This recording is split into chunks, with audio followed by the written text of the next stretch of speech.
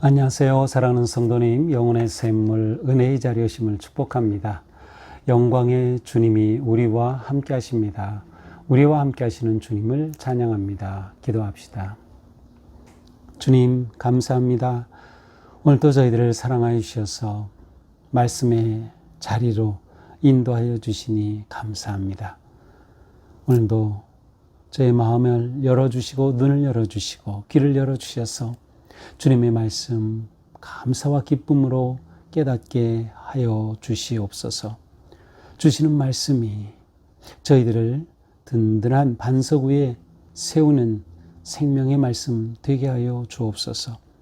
말씀 따라 하루하루를 살아가며 주님을 닮아가고 하나님의 뜻을 이루며 하나님의 나라를 세워가는 저희의 삶이 될 수 있도록 하나님 인도하여 주옵소서. 예수님 이름으로 기도합니다. 아멘. 오늘 말씀은 역대상 7장 1절부터 8장 40절까지입니다. 네, 오늘 말씀도 워낙 길기 때문에 본문을 읽지는 않겠고요. 곧장 말씀 묵상으로 들어가겠습니다. 자, 우리는 앞에서 지금까지 이스라엘 백성들의 그 지파들의 족보들을 쭉 보았습니다. 먼저 다윗 가문인 유다 지파를 보았고요. 그리고 나서 레위 가문의 지파들을 쭉 보았습니다. 이것은 다윗 왕위가 굉장히 이 역대상의 그 기록에 있어서 중요한 관심사였고요. 또한 믿음의 회복, 예배의 회복이 중요했기 때문에 레위 지파 자손들의 이름이 들어갔던 앞부분에 이제 나왔던 것이죠. 자, 그리고 나서는 이제 요단 동편 지파들을 먼저 소개가 되었습니다. 그래서 요단 동편에 있는 지파들이 차례대로 소개됐죠.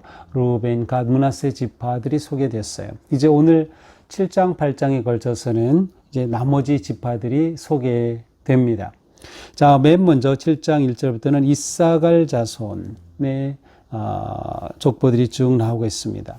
자, 이들은 요단 서편 지역에 있으면서 포로에서 돌아와 다시금 회복하였던 그들의 모습이죠. 자, 그런데 이제 앞에서도 그렇고 이제 오늘 본문도 마찬가지고요. 이 역대상에 나오는 이 족보는 사실은 연대기적으로 정확하게 기록된 그러한 것, 아니면 또 혈연 관계가 정확하게 기록된 것, 이렇게 보기는 좀 어렵습니다. 선택적으로 기록되었고 어떤 것은 축약적으로 기록되었고요. 그래서 그것을 정확하게 따지기는 어렵지만, 그러나 이렇게 족보들을 계속 이야기함으로 하나님께서는 이처럼 이스라엘 백성들을 알고 계시고 돌보고 계시며 이들이 회복되기를 원하신다고 하는 그 하나님의 큰 그 뜻과 마음을 보여주고 있는 것입니다. 자, 이사갈 자손들에 대해서는 뭐 짧게 5절로 다 끝나지만 5절에 보니까 모든 종족은 다 용감한 장사다, 용감한 장사였다라는 표현이 나옵니다. 이것은 이후에 나오는 지파들도 마찬가지입니다. 7장 6절부터는 이제 베냐민 지파가 나옵니다. 자, 베냐민 지파들에 대해서도 9절에 보니까 용감한 장사다라고 되어 있어요. 용감한 장사다. 또한 11절에 보니까 큰 용사다라고 되어 있습니다. 그 다음 납달리 자손은 딱 13절 한 절로 끝납니다. 납달리 아들들은 야실과 구니와 예셀과 살루민이 이는 빌하의 손자들아. 자, 그런데요, 여기서 나머지 지파들이 모두 기록된 게 아니라 단 지파와 스불론 지파는 아예 빠져 있습니다. 그래서 좀 애매하죠. 이 단 지파, 스불론 지파는 왜 빠졌을까?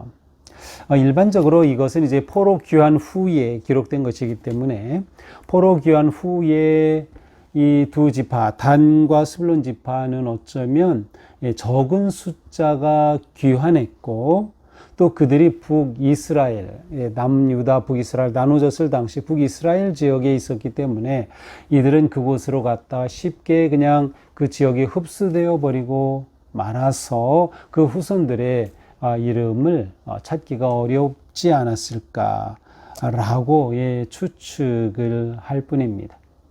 그러니까 실제로 이스라엘 백성들이 귀환했을 때 예루살렘을 중심으로 한 지파들이 거의가 자손들이 이어졌고요. 이렇게 아마 그 자손을 찾기 어려운 지파들도 생겨난 것 같습니다.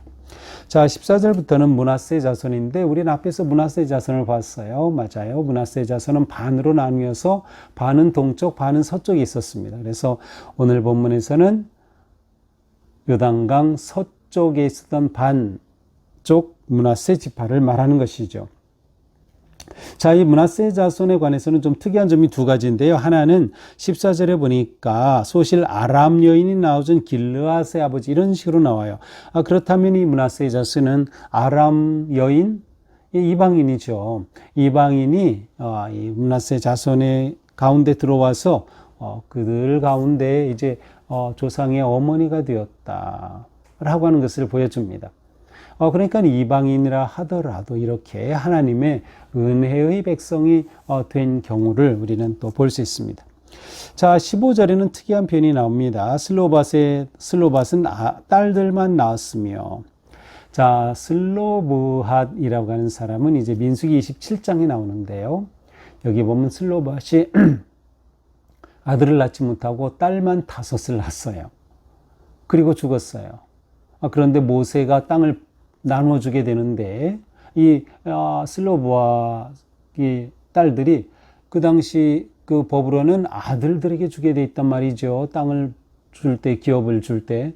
그런데 이 슬로밧의 딸들이 아들이 없으면 자기들이 못 받잖아요. 딸이니까. 그래서 모세를 찾아간 거예요.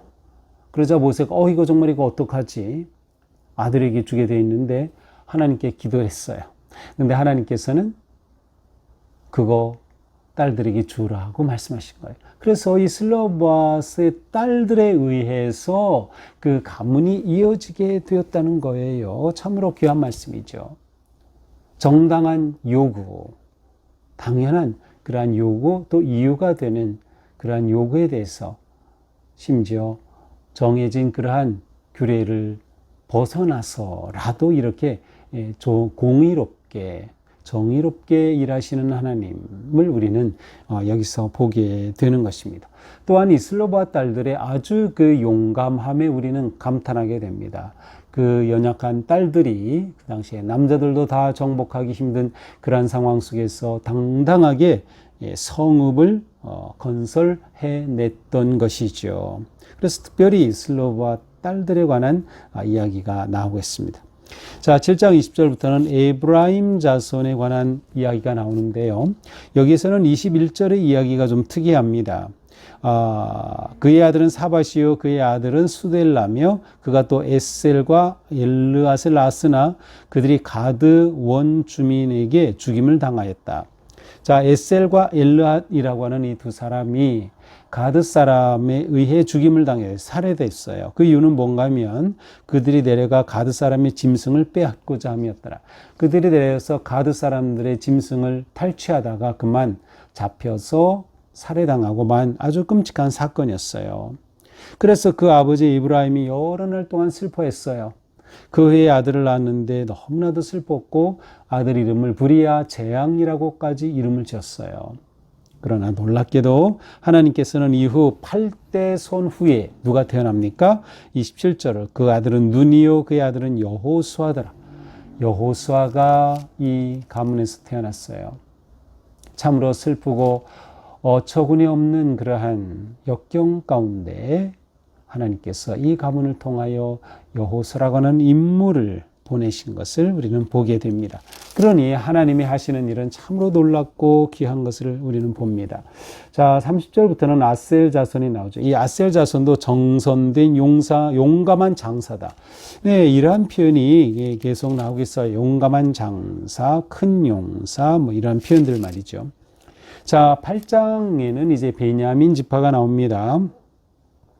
이 베냐민 지파는 이제 어떤 특징이 있는가 하면 가장 중요한 특징은 사울 왕, 이스라엘의 초대 왕 사울 왕의 베냐민 지파 출신이라는 점이 있고요.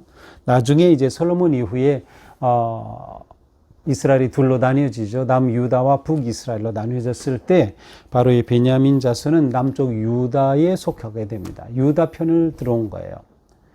그래서 유다와 베냐민이 두 지파가 남유다를 이루고 나머지 10지파, 이 많은 사람들이 북이스라엘을 이루게 되었던 거죠.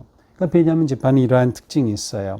자, 따라서 베냐민 자손의 쭉 족보가 나오다가 29절부터는 기본과 예루살렘의 베냐민 사람들이라고 나와요. 이렇게 특별히 따로 된 이유는 이들이 바로 사울 왕의 조상이기 때문이에요. 그래서 사울 왕의 족보가 이제 29절부터 쭉 나옵니다. 그래서 33절에 보니까 넬이 기스를 낳고 기스는 사울을 낳고 사울은 요나단과 말기스와 아비나답과 에스바를 낳았다. 이렇게 돼 있어요. 그 다음에 요나단의 아들은 무리바알이라 쭉 이어지고 있죠. 자, 사울은 초대 왕이었어요. 그래서 그 가문이 이렇게 특별히 기록되었고, 사울은 사실은 하나님이 세웠지만 하나님 앞에 악한 그러한 결말을 맺게 되죠.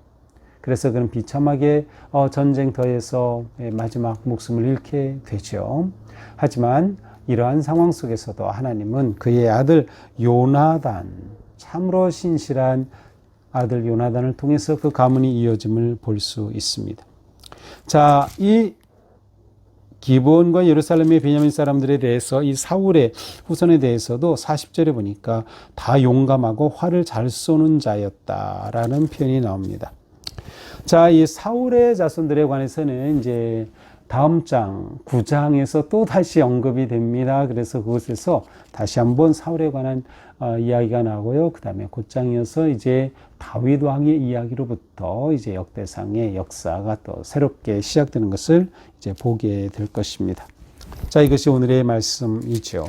자, 오늘 말씀을 보면서 우리는 곳곳에서 큰 용사여, 용감한 장사라, 정선된 용감한 장사다, 뭐 이러한 표현들이 계속 나오고 있죠.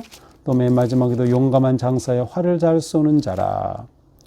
자, 이것은 하나님은 이스라엘 백성들을 용감한 장사로 세워줬어요.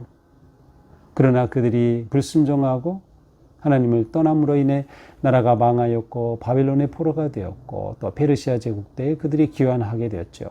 여전히 하나님께서는 이들을 용감한 장사다라고 표현하시므로 이들에 대한 기대의 마음을 보여주셔요. 그리고 이들을 격려하시는 거죠. 너희들은 용감한 장사야.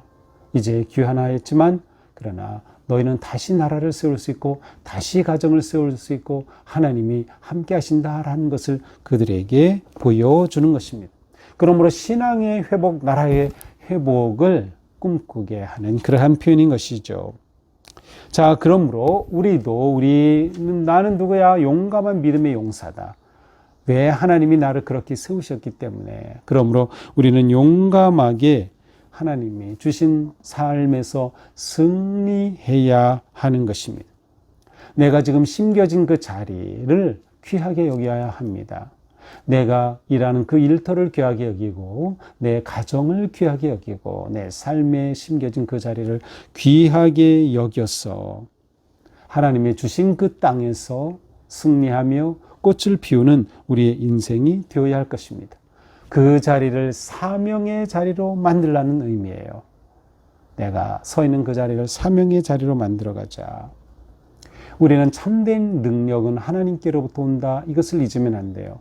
아무리 용감한 용사라 하더라도 하나님을 배반했을 때는 패잔병이 되고 마는 거예요. 우리는 용감한 하나님의 용사로서 하나님을 의지하고 신뢰하며 하나님께 순종함으로 이 믿음의 아름다운 길을 지켜가는 것이죠. 또한 우리는 실패해도 다시 하나님의 은혜의 길이 될 수 있다는 것을 보아야 합니다. 앞에서 우리가 보았지만 에셀과 일르앗이 살해를 당하였으나 그러나 그 상황 속에서도 하나님께서는 그 자손을 통해 여호수아라는 인물을 배출하신 것을 우리는 보게 됩니다. 지금의 실패가 영원한 실패가 아닌 겁니다. 오히려 현재의 고난과 실패는 미래의 승리와 영광이 될 수 있다. 하나님 안에서 일이 가능하다는 것을 우리는 보아야 하는 것이죠. 무엇보다 우리는 우리의 믿음을 지키고 우리의 신앙을 세워가는 것 귀하게 여겨야 합니다. 또한 믿음을 다음 세대에 이어주는 것, 가정의 신앙을 지켜내는 것 너무나도 귀한 일입니다. 그러므로 우리는 오늘도 우리의 믿음을 회복하고 다음 때 믿음을 계승하며 하나님 나라의 거룩한 영광을 회복하는 그런 복된 하루가 될 수 있기를 축복합니다. 기도합시다. 주님 감사합니다. 오늘도 주신 말씀 붙잡고 오늘 하루 믿음으로 승리하게 하옵소서. 하나님께서 나를 믿음의 용사로 세워주셨음을 믿고 담대하게 하나님의 나라와 영광을 위해서 힘쓰는 저희가 되게 하여 주시옵소서.